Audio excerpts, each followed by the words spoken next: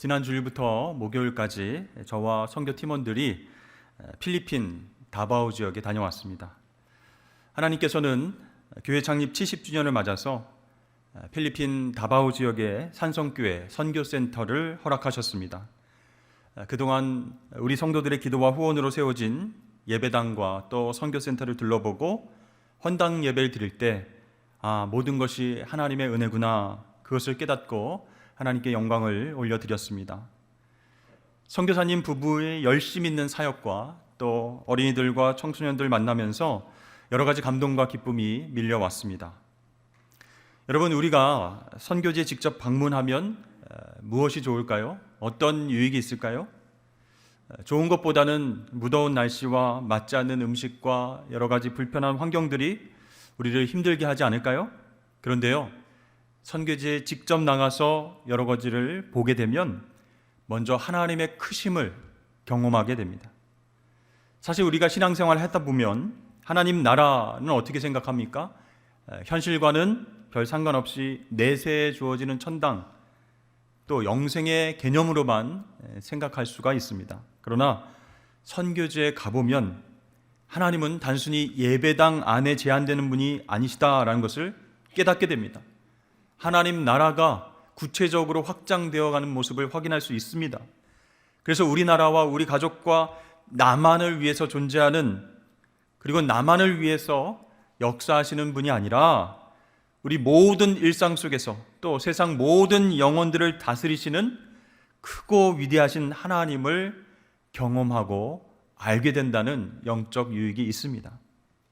그래서 불편하고 힘들고 불가능한 상황 속에서 교회가 지어지고 또 예배가 이루어지고 많은 영혼들이 하나님께로 인도되는 그 놀라운 사건을 확인하면서 우리는 하나님을 찬양하지 않을 수가 없게 됩니다. 그렇게 되면 우리의 기존의 생각의 틀이 깨어지고 하나님 마음과 성품을 조금이나마 이해하게 된다라는 것이죠.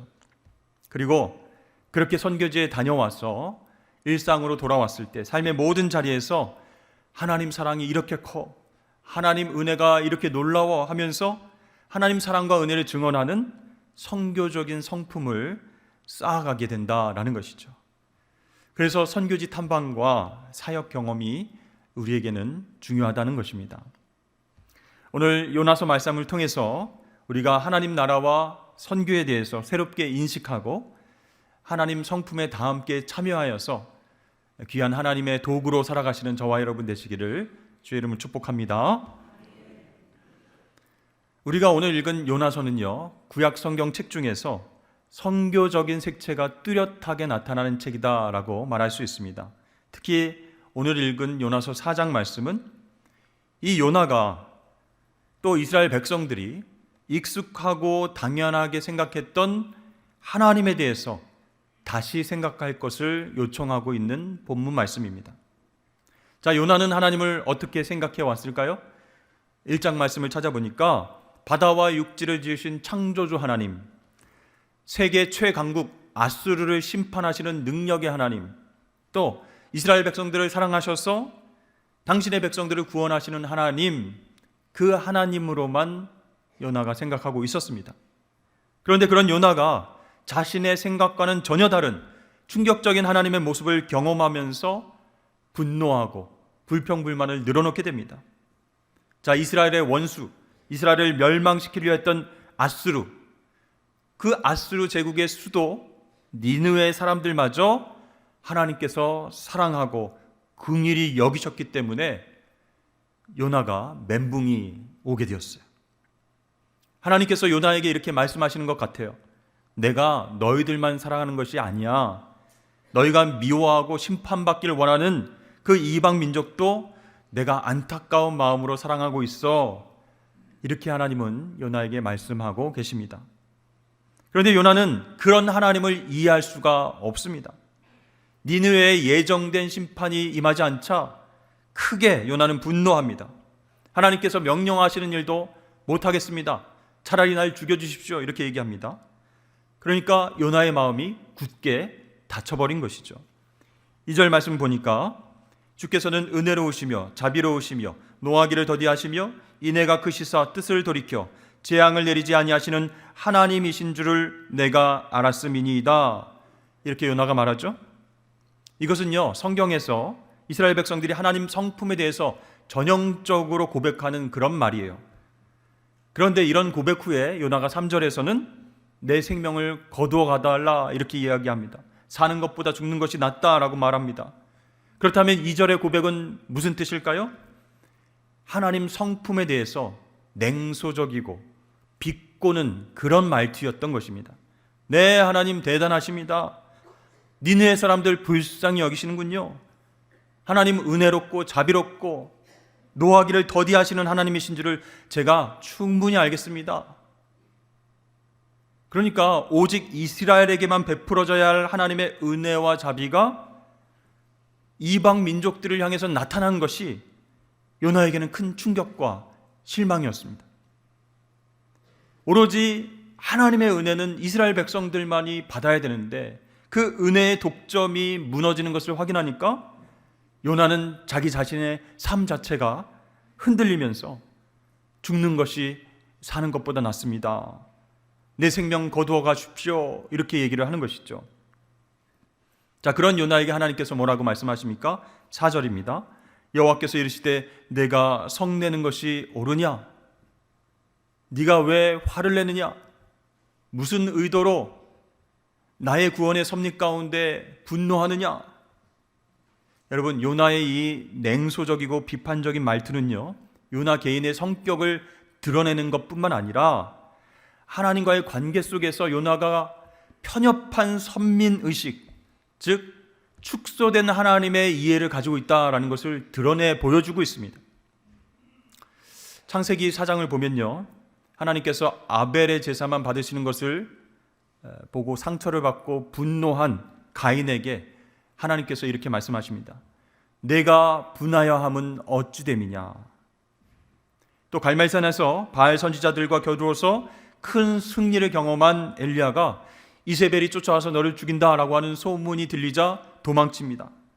그러면서 무기력과 패배의식에 두려워하면서 우울증에 빠져버립니다. 그러면서 하나님 앞에 제발 내 생명을 걷어가 주십시오 이렇게 말하고 있습니다. 여러분은 하나님을 어떻게 알고 계십니까? 하나님과의 관계 속에서 하나님을 오해하고 내 뜻대로 응답 안 하시는 하나님을 향해서는 불평, 불만하고 그렇게 분노한 적은 없으십니까? 오늘 요나의 모습을 보니까 하나님 명령에 순종해서 선교는 하고 있기는 있는데 단순히 의무감에서 그렇게 하는 모습을 보여줍니다. 다시 말하면 이 요나는요, 하나님을 축소시키고 있어요. 자기의 생각의 틀 안에 가둬놓고 있습니다. 그리고 하나님의 크신 성품을 받아들이지 못하고 마음을 굳게 닫은 채 일을 하고 있었습니다. 그러니까 요나에게 있어서 하나님은 어떤 분이세요? 오직 나와 내 가족, 내 민족 이스라엘의 안전만을 위해서 존재한 그런 분이다 라고 생각했어요.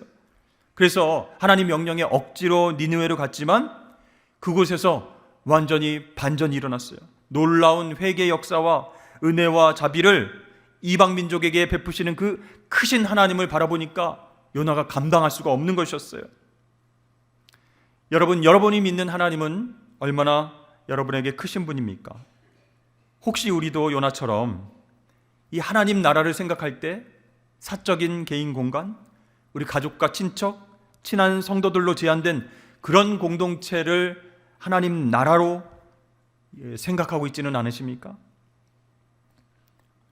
혹시 그런 분은 안 계시겠지만 필리핀 다바오의 어린이들과 청소년, 이웃들을 사랑하시는 그 하나님 마음은 우리가 잘 알겠습니다. 그런데 그 큰 헌금을 꼭 그곳에 보내서 교회를 세워야 합니까?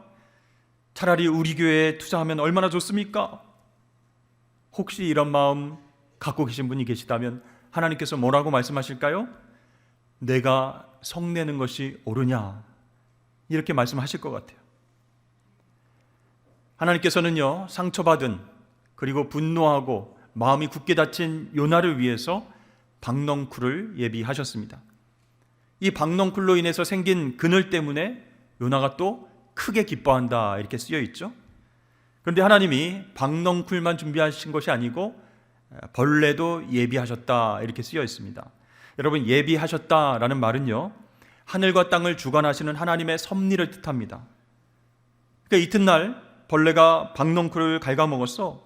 이제 그늘이 없어진 거예요. 그리고 그때 마침 뜨거운 동풍이 불어오니까 요나가 막 참지 못하고 화를 냅니다. 여러분, 그늘을 주시는 분도 하나님이시고 거둬가시는 분도 하나님이세요. 구원을 베푸시는 분도 하나님이시고 심판하시는 분도 하나님이세요. 모든 것을 주관하시는 하나님의 섭리에 대해서 왜 요나는 이렇게 화를 내고 있는 것일까요? 시편 121편 말씀을 보면 그늘이라는 단어를 통해서 하나님을 이스라엘을 지키시는 자 이렇게 표현하고 있습니다. 그러니까 요나에게 박넝쿨로 인해서 생긴 그늘이 드리워졌을 때 그는 하나님의 구원을 기대했다는 거예요. 자기 민족의 구원을 기대했습니다. 그러나 박넝쿨이 벌레로 인해서 시들어버리고 그늘이 사라져버리니까 그 구원의 소망도 사라지게 된 거예요. 하나님의 그늘, 하나님의 구원은 우리 이스라엘 백성들에게 임해야 되는데 왜 니느웨 백성들을 구원하셔서 그들이 나중에 또 이스라엘 백성들을 전쟁을 통해서 치면 어떻게 합니까? 그런 불안함이 엄습해 왔던 것입니다. 이 요나는요, 배타적 선민주의에 갇혀서 절망과 슬픔 가운데 빠져 있었습니다. 하나님에 대해서, 구원에 대해서 더 이상 기대하지 않고 이젠 저를 죽여주십시오 이렇게 얘기를 하고 있는 것이죠.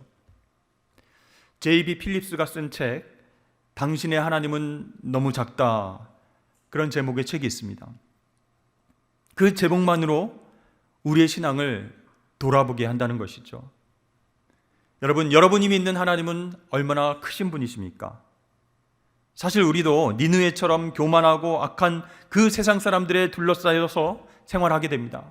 그러면 걱정되죠. 불안하죠. 두렵죠. 그래서 본능적으로 내 문제, 내 공동체만 하나님의 은혜와 구원을, 축복을 받았으면 좋겠다라는 생각이 올라올 때가 있습니다. 그러나 그렇게 생각하고 그렇게 크신 하나님을 내 생각 속에 작은 하나님으로 가둬버리면 어떻게 될까요? 요나처럼 하나님의 섭리와 하나님의 선하신 성품을 이해하지 못하고 불평불만하며 신앙생활하게 된다라는 것입니다. 그러므로 사랑하는 성도 여러분, 우리 하나님은 이 세상 모든 영역에서 회복과 구원의 역사를 행하시는 크신 분이심을 믿으시길 바랍니다. 우리 하나님은요, 내가 속한 공동체에 제한된 하나님이 아니세요. 그렇게 작은 분이 아니시라는 거예요. 모든 피조물을 다스리시는 창조주 하나님, 이방 민족들도 용서하시고 회복하시는 구원의 하나님이신 줄로 믿습니다. 우리가 신앙생활할 때 그 크신 하나님을 경험할 때 비로소 하나님의 성품에 참여하게 된다라는 것이에요. 그때 선교적 소명이 살아나고, 나도 하나님 나라, 하나님 선교를 위해서 쓰임 받을 수 있겠구나, 그렇게 생각하고 신앙생활을 하게 된다라는 것이죠. 구약 성경학자 더글라스 스튜어트는 요나서 책의 주된 목적이 하나님의 존재와 하나님 성품에 대한 이스라엘의 이해를 교정시키는 데 있다, 이렇게 글을 썼습니다. 자, 2절 말씀에서 요나는 뭐라고 이야기합니까? 여호와여, 내가 고국에 있을 때 이러하겠다고 말씀하지 아니하였나이까, 이렇게 말합니다. 이스라엘에 있을 때 하나님 저한테 뭐라고 말씀하셨습니까? 니느웨에 가서 심판을 얘기하라 말씀하셨지 않습니까? 그런데 사악했던 그 니느웨가, 그 백성들이 일시적으로 회개했다고 해서 하나님의 공의가, 하나님의 심판이 이렇게 쉽게 뒤바뀐단 말입니까? 말도 안 됩니다 하면서 대적자들을 향한 하나님 자세가 문제가 있다, 이렇게 하나님 앞에 이야기하는 것입니다. 그런데 여러분, 가만히 요나서 4장을 읽어보면요, 하나님의 변덕스러운 성품을 이야기하는 것이 아님을 알게 돼요. 오히려 하나님의 확장된 성품, 그 성품으로 우리를 초대하고 있다는 것이죠. 어떤 성품입니까? 천지 만물과 모든 민족을 향한 회복의 계획을 갖고 계신 사랑의 하나님, 긍휼의 하나님, 그 크신 성품으로 우리를 초대하고 있다는 것이에요. 그런데 요나는 하나님을 오해하고 있어요. 하나님 이랬다 저랬다, 심판한다고 했다가 구원했다고 한다가 변덕스럽다 이렇게 불평하고 있죠. 그러니까 요나는 하나님의 성품이 어떠한지를 묵상하지 않고 계속 투덜거리고 있는 것을 보게 됩니다. 자, 요나서의 장소와 시간과 감정을 가리키는데 주로 사용되는 크다라고 하는 단어가 요나서에 많이 쓰였습니다. 한 15번 정도 쓰였는데요. 니느웨를 가리킬 때 큰 성읍 니느웨 이렇게 얘기를 하고, 또 큰 바람, 또 배에서 막 힘들게 했던 폭풍을 큰 폭풍, 그리고 요나가 그 뱃속으로 들어갔던 물고기를 큰 물고기, 이렇게 하나님께서 행하시는 일들을 가리킬 때 크다라고 하는 단어를 쓰고 있어요. 그런데요, 이 단어는 중요하다라는 뜻도 함께 내포하고 있는 단어입니다. 그렇게 볼 때 큰 성읍 니느웨는 무슨 뜻일까요? 하나님 앞에서 중요하고 가치 있는 성읍이다, 그런 뜻이 됩니다. 따라서 여러분, 요나서 이야기는요, 하나님의 백성에게 참으로 중요한 것이 무엇인지를 가르쳐주고 있는 책이다라고 할 수 있어요. 여러분, 요나가 경험하는 대부분의 사건은 어디에서 이루어졌습니까? 이스라엘 그 안에서 이루어진 것이 아니죠. 그 밖에 더 큰 세계에서 벌어지고 있는 사건을 다루고 있어요. 북이 영화를 상징하는 다시스, 그 다시스로 가는 배를 탔습니다. 그런데 풍랑이 일자 그 배의 선원들이 하나님을 찾고 있어요.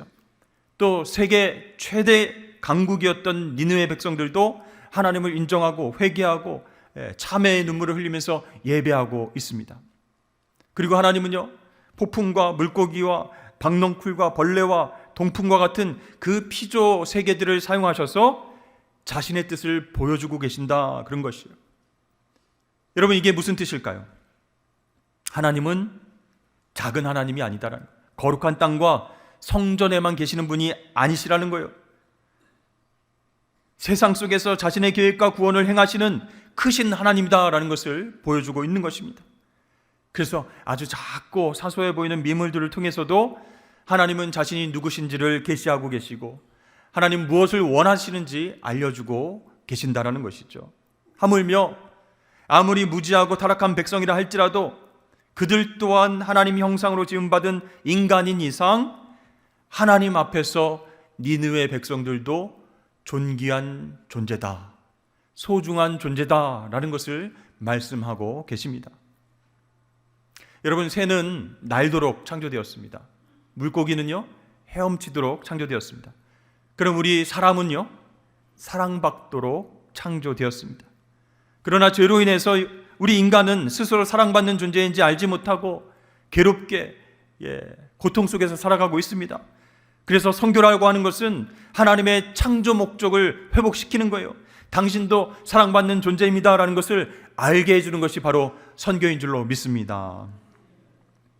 다버 지역에 가니까요, 쓰레기가 가득한 그런 무덤가에서 살아가는 그 아이들을 보게 되었습니다. 그런 정말 힘든 환경 속에서 살아가는 아이들이 천진난만하게 예쁘게 웃으면서 하나님을 찬양하는 것을 보게 되었습니다. 그 아이들에게 성경 이야기를 들려주고 하나님은 너를 사랑하셔, 그 사실을 알려주는 것, 그것이 선교의 중요한 부분이고 하나님 성품에 참여하는 일이다라는 것을 우리는 깨닫게 되었습니다. 결코 작은 일, 의미 없는 일이 아니라는 것이요. 또 선교사님이 초등학교, 중학교, 고등학교에 도서관을 만들고 있어요. 영어 책을 보급하고 있어요. 좋은 관계를 유지하면서 그들에게 하나님 사랑과 은혜를 전하고 있습니다. 그것도 선교의 중요한 부분이다 할 수 있어요. 왜냐하면 그들의 환경이, 그들의 부모가, 다른 종교들이 하나님 은혜의 통로를 막고 있다면 어떻게든 그것을 뚫어내고 나는 하나님께 사랑받는 존재야, 가치가 있는 사람이야, 그 복음을 받아들이고 변화된 삶을 살 수 있도록 그렇게 만들어주는 것이 바로 선교다라는 것을 깨닫게 되었습니다. 하나님은요, 박넝쿨로 인해서 속상해하는 요나에게 그렇게 말씀하시는 거예요.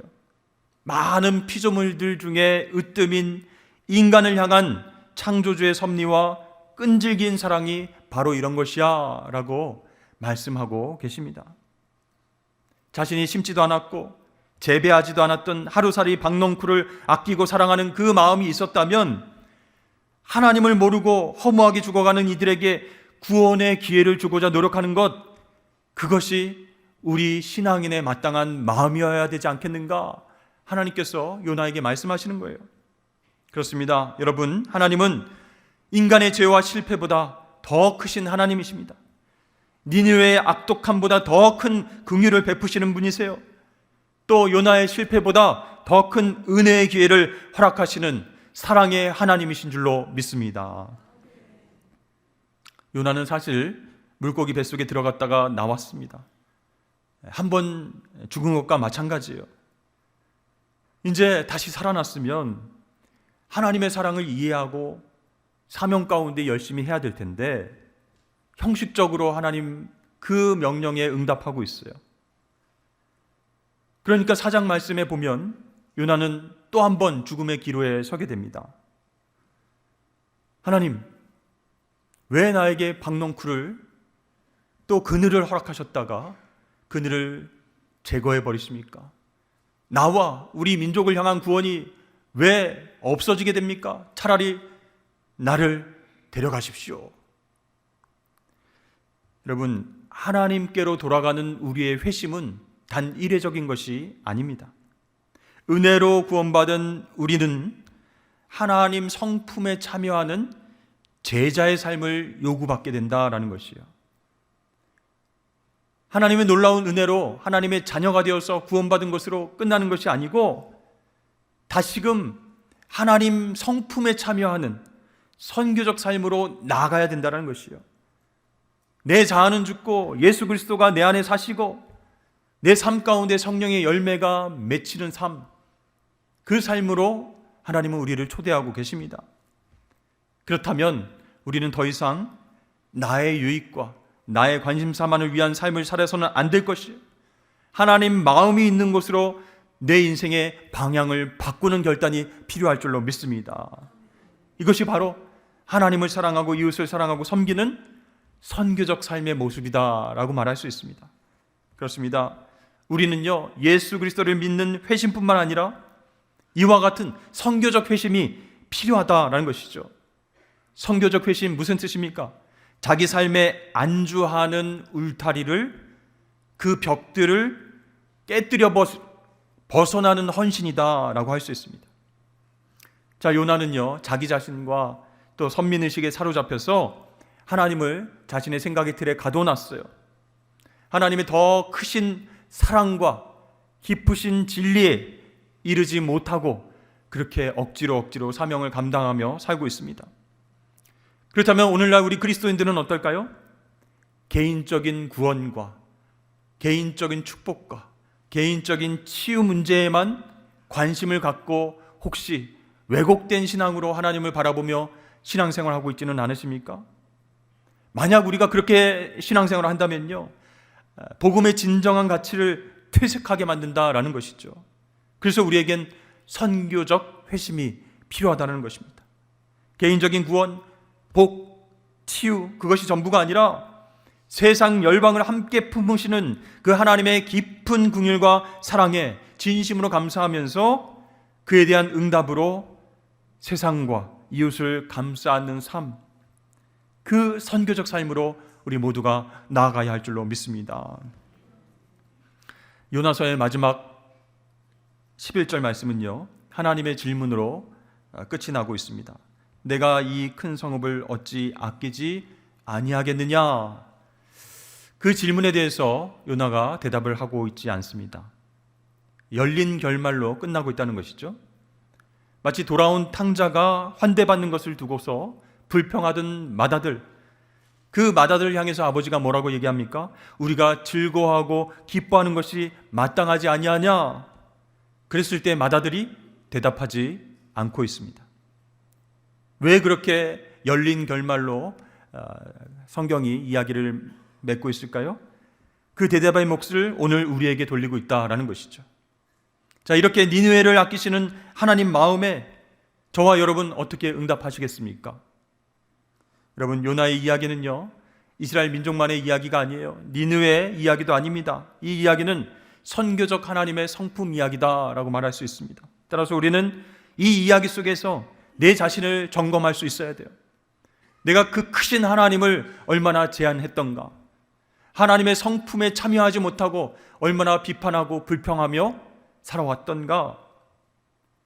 그러므로 하나님 성품에 내가 어떻게 하면 결단하고 그 성품 가운데로 따라갈 수 있을까 고민하는 것이 오늘 주된 메시지다라는 것이죠. 그렇다면 여러분, 하나님의 성품에 참여하는 선교적인 삶, 구체적으로 무엇일까요? 첫 번째로, 내가 타인이나 다른 민족의 심판자가 되지 않는 것입니다. 우리 주변에 전도하려고 열심히 노력했는데 끝까지 고집 피우는 분들이 있죠. 그러면 그렇게 생각할 수 있어요. 저 사람은 분명히 구원받지 못할 거야. 구원받을 자격이 없어. 전도 다시 할 필요가 없어.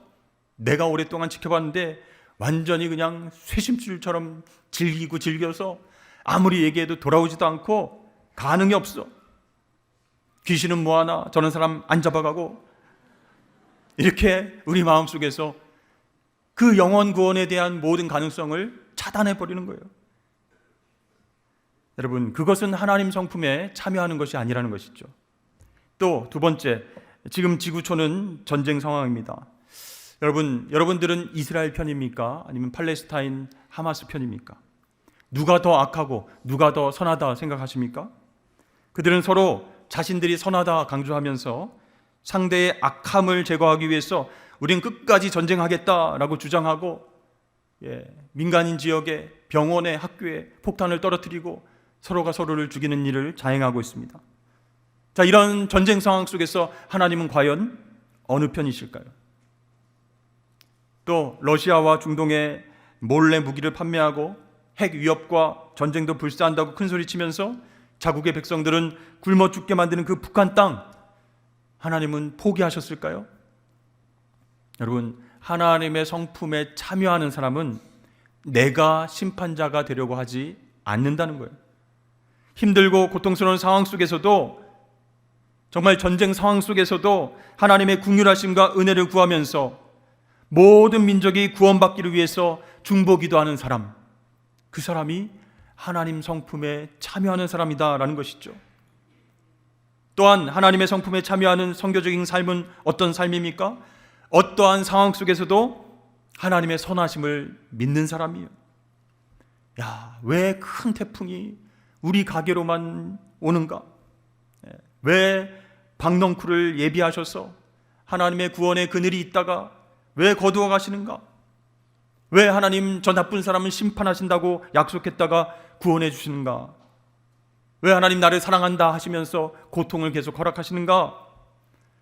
이렇게 하나님의 성품을 의심하고 토를 달고 불평불만하지 않는 사람입니다. 하나님의 선하심을 끝까지 믿는 거예요. 예비하심의 섭리를 인정하고 하나님은 언제나 선하십니다 라고 고백하는 사람이, 여러분, 하나님의 성품에 참여하는 사람이 되는 줄로 믿습니다. 사랑하는 성도 여러분, 하나님은요, 우리의 생각과 우리의 지혜보다 훨씬 크신 분이에요. 모든 열방을 향한 섭리를 갖고 계시고요, 때로는 악을 선으로 바꾸셔서 영혼들을 구원하시는 분이십니다. 따라서 우리 교회가 마지막 때까지 하나님 선교에 동참하기 위해서는 어떻게 되겠습니까? 하나님이 성품이 어떠하신지, 그 크신 하나님이 어떠한 분이신지를 매번 깨달아야 할 줄로 믿습니다. 그리고요, 하나님의 그 긍휼하심과 사랑의 마음을 품고 힘들고 어려운 선교 상황 속에서도 계속해서 그 사명을 감당하면서 전진해 나가야 할 줄로 믿습니다. 여러분, 그런 우리 산성교회, 그런 하나님 쓰시는 우리 성도들 되시길 주의 이름으로 축복합니다.